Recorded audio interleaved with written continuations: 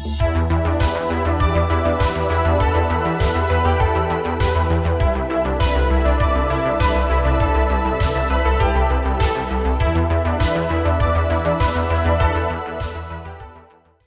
Friends, welcome to defence matrix. तो air force day से पहले एक बहुत बड़ी न्यूज जो है वो निकलकर सामने आई है। तो हमारे एयर चीफ मार्शल की लाइव प्रेस कॉन्फ्रेंस थी जिसमें कुछ क्लिपिंग्स जो है वो दिखाई गई थी। उसमें से एक क्लिप जो है वो अस्त्र मार्क 2 के टेस्ट की थी, जहां पर मिसाइल को लॉन्च किया जा रहा था एक इजेक्टर लॉन्चर से।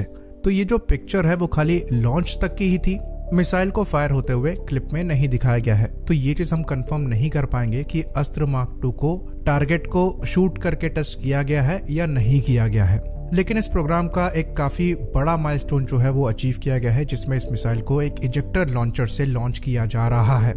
तो दो तरह के लॉन्चर होते हैं, रेल लॉन्चर होते हैं, इजेक्टर लॉन्चर होते हैं। जो अस्त्र मार्क 1 है वो रेल लॉन्चर से लॉन्च होती है, यानी कि मिसाइल जो है वो लॉन्चर से स्लाइड होकर निकलती है। तो ये लॉन्चर जो है वो यूजुअली आउटर पाइलॉन्स में लगाए जाते हैं ताकि मिसाइल लॉन्च होकर आराम से निकल सके।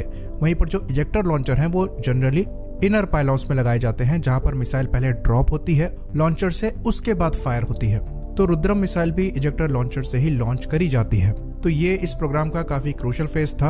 अगेन ये हम कंफर्म नहीं कर पाएंगे कि मिसाइल ने किस किस टाइप के ट्रायल्स जो हैं वो अभी तक कंडक्ट किए हैं, क्योंकि मिसाइल को हम यहाँ पर खाली इजेक्टर लॉन्च से ड्रॉप होता हुआ ही देख सकते हैं।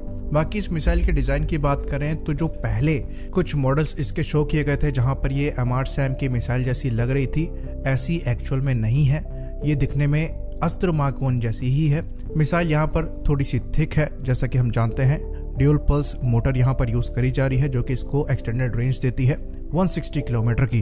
तो ये अस्त्र मार्क 1 की तरह ही एक्टिव मिसाइल होगी, जहां पर इंडिजिनस KU बैंड का सीकर जो है वो लगा होगा, और इसको आप कंपेयर कर सकेंगे AMRAAM के D वेरिएंट से। तो ये चीज भी हम आपको यहाँ पर बता दें कि अगर 160 किलोमीटर की मैक्सिमम रेंज बताई जा रही है तो इसका मतलब ये नहीं है कि हर सिनेरियो में आपको 160 किलोमीटर की रेंज मिलेगी। ये डिपेंड करता है टारगेट पर कि वो आ रहा है या फिर भाग रहा है।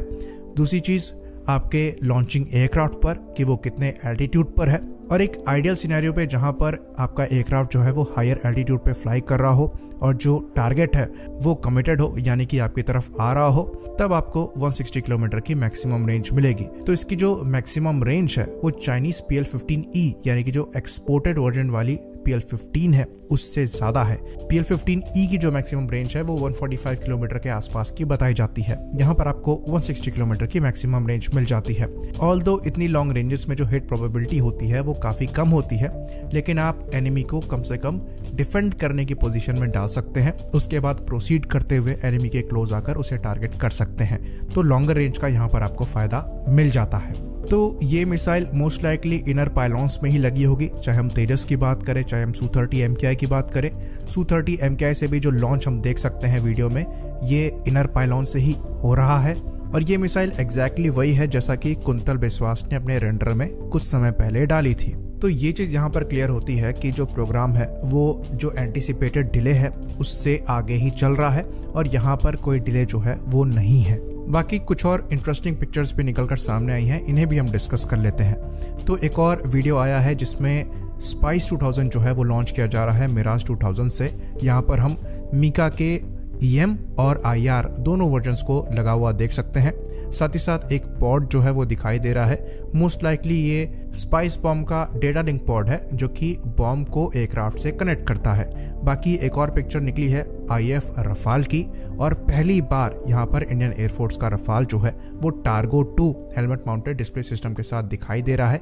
ये एक Israeli helmet mounted display system है जो कि उनका सबसे लेटेस्ट वर्जन है, और ये हमारे रफाल में लगे हुए हैं। LCA-30 की बात करें तो LCA-30 में इजरायली डैश लगे हुए हैं, वहां पर भी डैश के लेटेस्ट डैश 4 जो हैं वो लगाए गए हैं, जो कि बाकी दूसरे हेलमेट माउंटेड डिस्प्ले सिस्टम से बेटर बताए जाते हैं।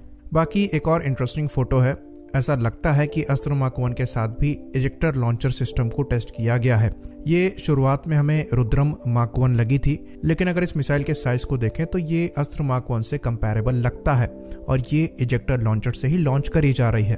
तो अच्छी खासी पॉसिबिलिटी है कि अस्त्र मार्क 1 को भी इजेक्टर लॉन्चर से लॉन्च करके देखा गया है, यानी कि अब एयरक्राफ्ट के इनर पायलॉन से भी अस्त्र मार्क 1 मिसाइल्स जो है वो लॉन्च करी जा सकती होंगी। बाकी कुछ डाउट्स यहाँ भी आ रहे हैं कि हो सकता है ये जो अस्त्र मार्क 1 का इजेक्टर लॉन्च हम देख रहे हैं ये किसी डेल्टा विंग प्लेटफॉर्म से है, और अगर ये डेल्टा विंग प्लेटफॉर्म है तो ये LCA तेजस मार्क 1 से हो सकता है, पर अभी यहाँ पर कंफर्मेशन नहीं है, डाउट ही है, तो इसको हम डाउट ही लेकर चलेंगे।